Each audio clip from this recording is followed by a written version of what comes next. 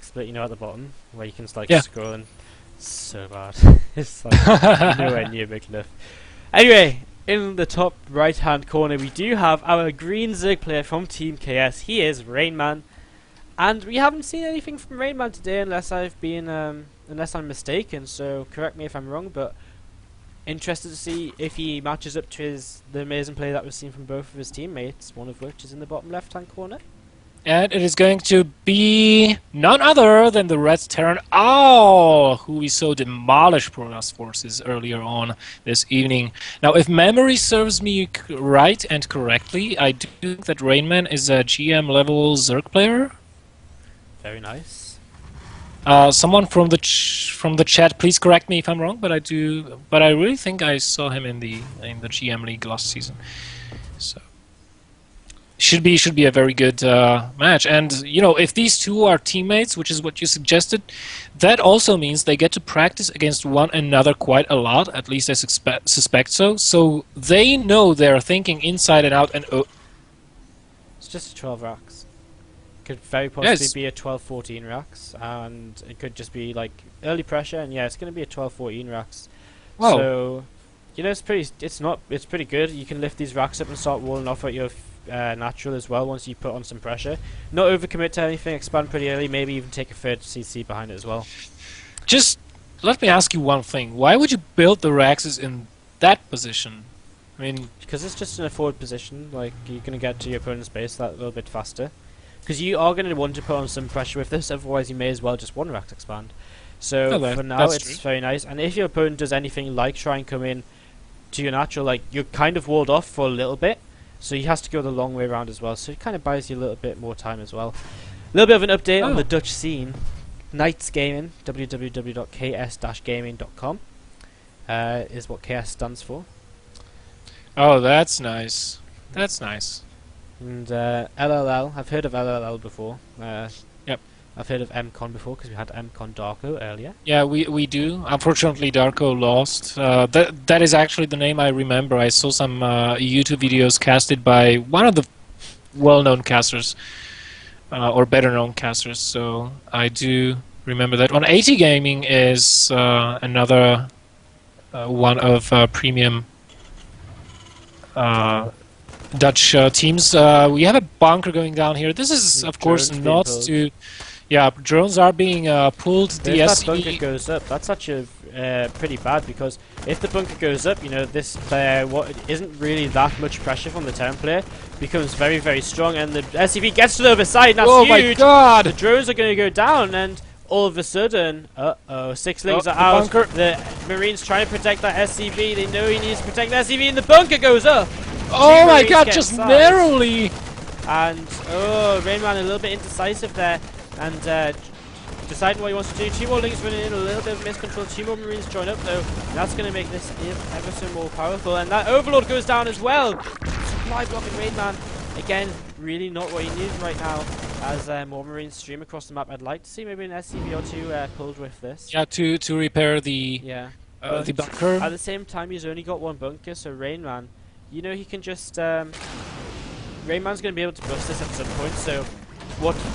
I was actually going to do is that Lings actually now do start to come in, and it looks like that bunker will maybe... Oh, no, it will live, and so far, Owl, what looked to be just a slight pressure designed not to kill the Zerg player, might turn out to be something that actually does kill the natural. It's unbelievable.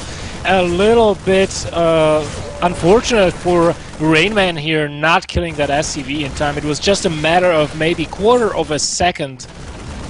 Yeah, and you know, RainMan as well, he like, you know, he could have broken that bunker without taking as much damage as he has, because he just overcommitted a little bit too early on here, and now the hatchery will fall, and Al behind this, you know, he's done, kind of as I mentioned at the start, he's going to take an expansion, he's just going to put his 3 racks in a wall, and he's going to be in a pretty good position.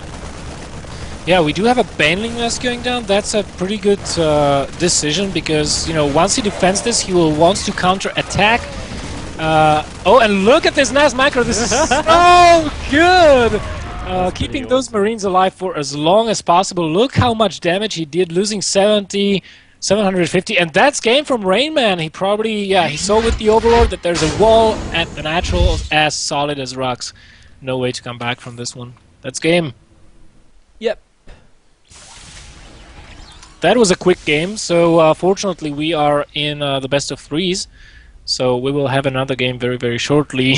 And we'll not have to wait. Again, that's like one of them attacks where he only pulls 2 SCVs, the 2 that were building the bunker. So again, he's not that far behind on economy, mainly because the Zerg has to make enough lings to deal with it and to deal with the continuous marine production. So because of that, Owl's always going to be able to expand and not be too far behind at all, really. And it just creates opportunities like that where if the bunker does go up, he can just straight up win the game. So joining onto Daybreak, which is going to be the Zerg player's map choice. And it's again obviously going to be Rainman against Owl, and we're just waiting for Belmont to accept the invite, and then we'll be off and going into game number 2 of the second semi-final. Alright, just check the Skype and stay quiet. Alright, so we are in the lobby. This is going to be game 2 between Rainman and Owl. Owl taking first game with, you know, a little bit of a stroke of good luck on his side and a stroke of bad luck on his opponent's Zerg side, not killing the SCV. Like, really, it was just quarter of a second before, in between, you know, the SCV dying and the bunker finishing. If that SCV actually had died, then Rainman would have defended no problem. And then he attacked the bunker too early. He didn't really have enough.